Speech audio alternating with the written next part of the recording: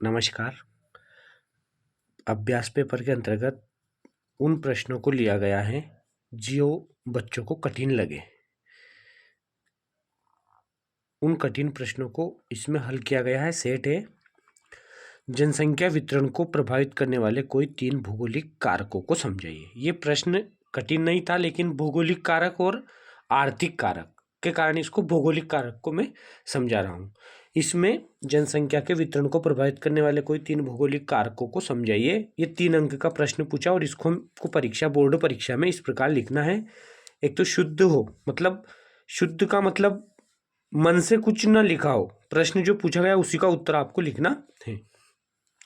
तो पहला पॉइंट है जल की उपलब्धता।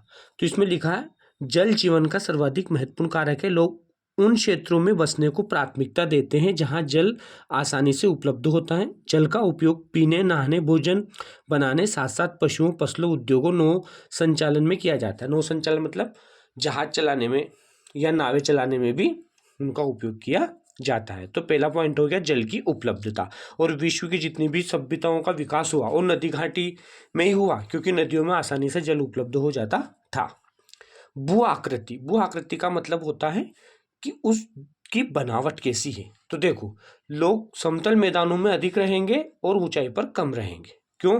क्योंकि जो ऊंचाई जिन क्षेत्रों की अधिक होगी वहां पर हम रेल मार्ग, सड़क मार्गों का निर्माण आसानी से नहीं कर सकते, कृषि कार्य भी हम आसानी से नहीं कर सकते। तो दूसरा कारक है भू आकृति विज्ञान। लोग समतल मैदानों और मंद ढालों पर बसने को महत्व देते हैं। इसका कारण यह है कि ऐसे क्षेत्र फसलों के उत्पादन, सड़क निर्माण और उद्योगों के लिए अनुकूल होते हैं। जैसे गंगा का विशाल मैदान, जो गंगा का जो मैदान है वो बहुत सघन बसा हुआ है। क्यों बसा हुआ है?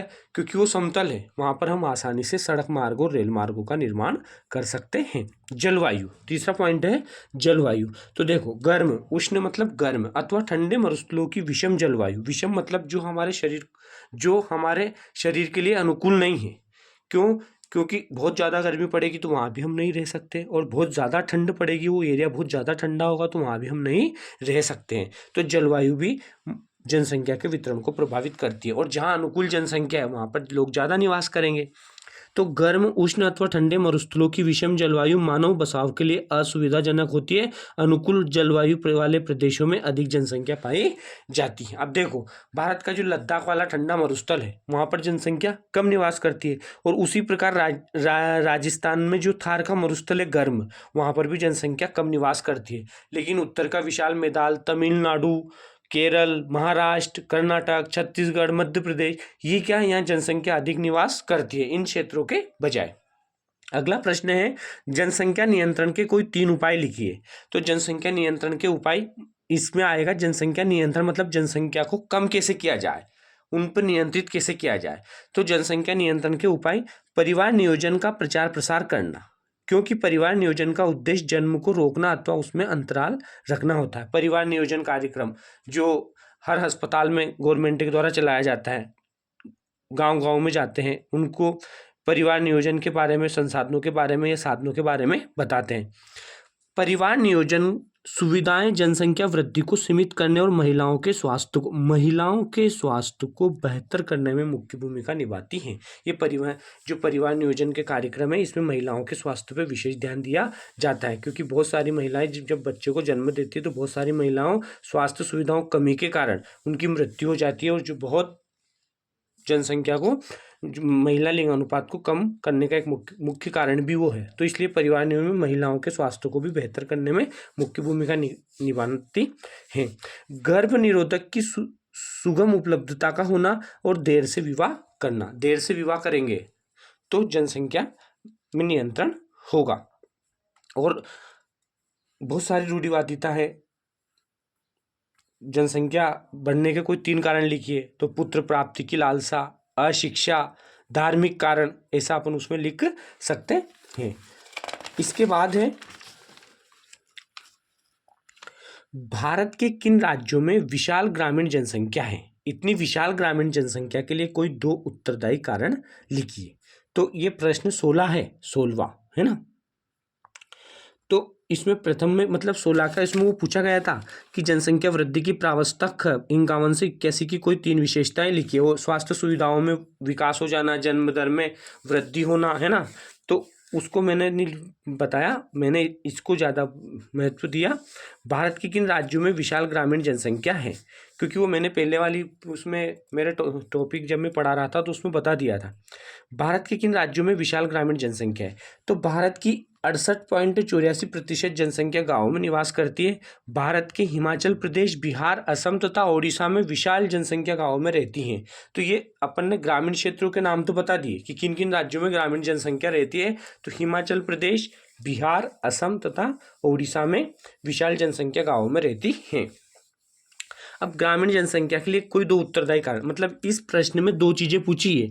तो एक तो राज्यों के नाम पूछा और एक पूछा क्यों रहती है। तो दोनों का आपको उत्तर लिखना है। तो मैंने राज्यों का नाम ऊपर लिख दिया और उसका कारण मैंने नीचे लिख दिया, जब भी जाके मुझे बोर्ड में 4 में से 3 अंक मिलेंगे।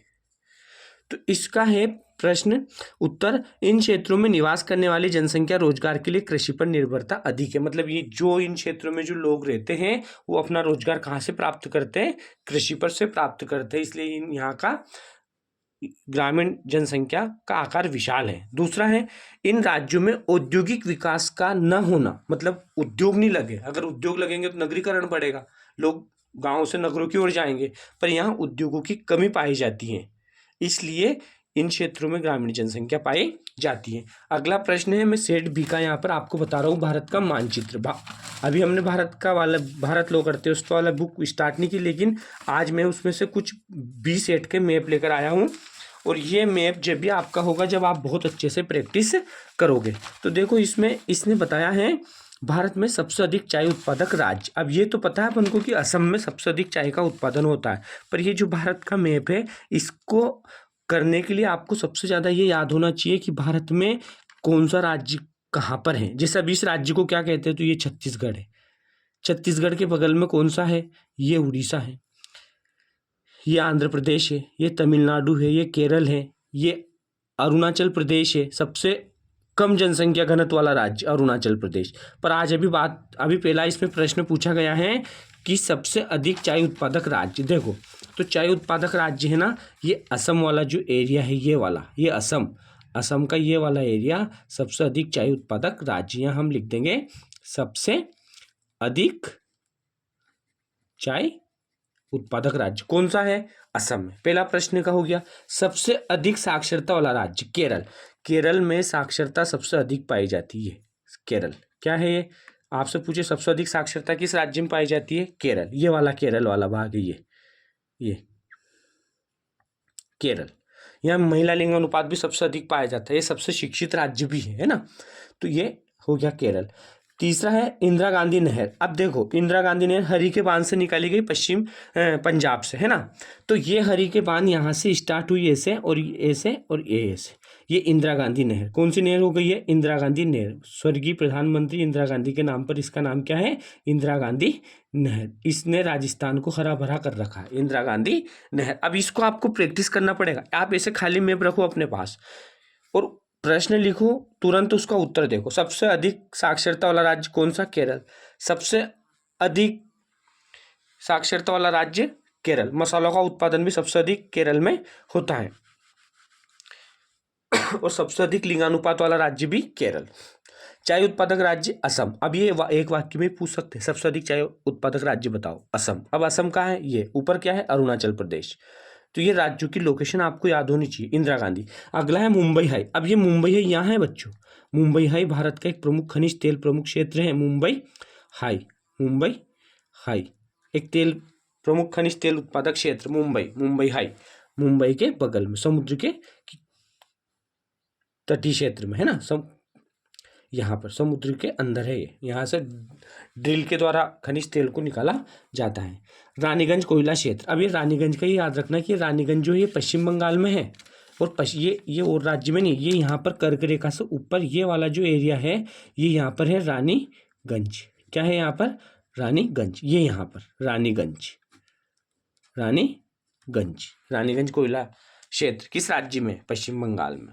यहीं इधर जरिया बोकोरो अपन अब उसको पढ़ेंगे, रानीगंज कोयला क्षेत्र। तो ये 5 नाम मैंने बताया। सबसे अधिक चाय उत्पादक राज्य असम हो गया, रानीगंज पश्चिम बंगाल हो गया, इंदिरा गांधी नहर राजस्थान हो गया, पंजाब से निकलती हुई आएगी हरी के बांध से, मुंबई है और केरल। अब इसका अथवा में दे रखा चेन्नई। अब देखो ये यहाँ पर है चेन्नई, चेन्नई तमिलनाडु की राजधानी, यहाँ पे क्या है यह चेन्नई। अगला है बेलाडीला लोह अयस्क खान। अब ये बेलाडीला छत्तीसगढ़, क्या है ये बेलाडीला लोह अयस्क खान। हल्दिया तेल शोधन कारखाना, ये हल्दिया पश्चिम बंगाल, ये यहाँ पे हल्दिया, ये हल्दिया बंदरगाह भी है और तेल शोधन कारखाना भी है। सर्वाधिक कॉफी उत्पादक क्षेत्र कर्नाटक, उत्तम श्रेणी की कॉफी का उत्पादन करता है कर्नाटक। ये यहाँ से ये कॉफी उत्पादक क्षेत्र, यहाँ लिख देंगे अपन कॉफी उत्पादक क्षेत्र, कॉफी उत्पादक क्षेत्र, कॉफी उत्पादक क्षेत्र। और अगला है मुंबई, और ये यहाँ है मुंबई, महाराष्ट्र की राजधानी मुंबई। तो इस प्रकार मैप आप करोगे ना तो आपको आसानी से हो जाएगा। अगला प्रश्न हम इसमें देखेंगे, पतन किस प्रकार व्यापार के लिए सहायक होते हैं। ये मोस्ट प्रश्न है, ये बहुत मतलब बच्चों को इसमें असुविधा हुई, ये समझ नहीं पाए, इसलिए मैंने सोचा पहले इस पे बनाऊं कि पतन किस प्रकार व्यापार के लिए सहायक होते हैं। पतनों का वर्गीकरण उनकी अवस्थिति के आधार पर कीजिए। तो देखिए पतन जो होते हैं अंतर्राष्ट्रीय व्यापार की दुनिया के मुख्य प्रवेश द्वार पोताशय पतन होते तथा पतन होते। आप इसको भी ले सकते हैं, अंतर्राष्ट्रीय व्यापार के प्रवेश द्वार पतन को क्यों कहा जाता है, या पतन अंतर्राष्ट्रीय व्यापार के प्रवेश द्वार क्यों होते हैं। तो उसमें भी उत्तर ये लिखना आपको कि अंतर्राष्ट्रीय व्यापार की दुनिया के मुख्य प्रवेश द्वार पोताशय तथा पतन होते हैं। इन्हीं पतनों के द्वारा जहाजी माल तथा यात्री विश्व के एक भाग से दूसरे भाग को जाते हैं। पतन जहाज के लिए गोदी, ये गोदी मतलब जहाँ जहाज रुकते हैं, मतलब वो क्या है एक ऐसा और ऐसा, इधर तो बन रहे थे लोहे के बड़े बड़े हो, और बीच में यहाँ क्या जैसे जहाज आता है ना तो यहाँ पर जा जाकर रुकता है, तो इसे कहा जाता है गोदी, मतलब जहाज के रुकने का स्थान को गोदी कहते हैं। और गोदी से ही लादने उतारने तथा भंडारण हेतु सुविधाएं प्रदान करते हैं। तो जहाज से जो सामान आता है उनको गोदी पे उतारा जाता है, मतलब जहाँ रुकने पतन पर जहाजों के रुकने का स्थान को गोदी कहते हैं, और वहीं से वस्तुओं को उतारा जाता है तथा चढ़ाया जाता है।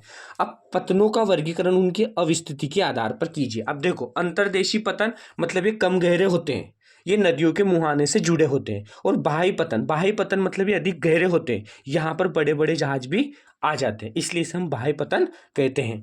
अंतर्राष्ट्रीय व्यापार के प्रमुख आधार कौन कौन से समझाइए। ये प्रश्न भी बहुत कठिन लगा बच्चों को, इसमें भी कुछ नहीं। अंतर्राष्ट्रीय व्यापार के प्रमुख आधार कौन कौन से समझाइए। अंतर्राष्ट्रीय व्यापार के आधार, राष्ट्रीय संसाधनों में भिन्नता, किसी देश में जितनी अधिक राष्ट्रीय संसाधनों में भिन्नता होगी, अलग अलग प्रकार के खनिज पदार्थ पाए जाएंगे तो उनका व्यापार अधिक होगा। उसी प्रकार अगर मैदानी क्षेत्र ज़्यादा होगा जहाँ कृषि की जाएगी तो वहाँ कृषि की संभावना अधिक होगी, तो वहाँ से खाद्यान्नों का हम क्या कर देंगे, व्यापार कर देंगे। इसी प्रकार अगर किसी देश में पर्वतीय क्षेत्र होगा तो वहाँ पर लोग पर्यटन घूमने के लिए वहाँ पर आएंगे, तो वहाँ पर्यटन क्षेत्र होगा। इसलिए राष्ट्रीय संसाधनों में भिन्नता होना चाहिए। दूसरा जनसंख्या कारक, विभिन्न देशों में जनसंख्या का आकार, वितरण तथा उसकी विविधता व्यापार की गई वस्तुओं के प्रकार और मात्रा को प्रभावित करते हैं। इसके अंतर्गत सांस्कृतिक कारक जनसंख्या का आकार को शामिल किया जाता है। सही बात है, जिस क्षेत्र में जितनी अधिक जनसंख्या होगी उस क्षेत्र में वस्तुओं की मांग उतनी ही अधिक होगी। विदेशी निवेश की सीमा, विदेशी निवेश विकासशील देशों में व्यापार को बढ़ावा दे सकता है। मतलब इसमें क्या होता है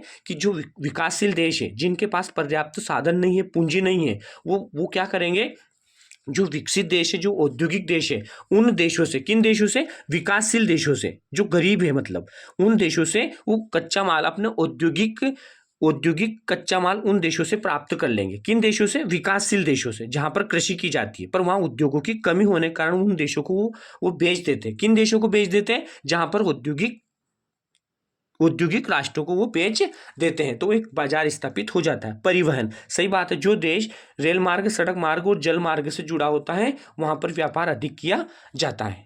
तो इसमें मैं इतना ही बता रहा हूँ। मैंने ये भी बनाया था विश्व का मैप, लेकिन बड़ा हो जाएगा इसलिए फिर अभी इसको मैं कल बताऊंगा।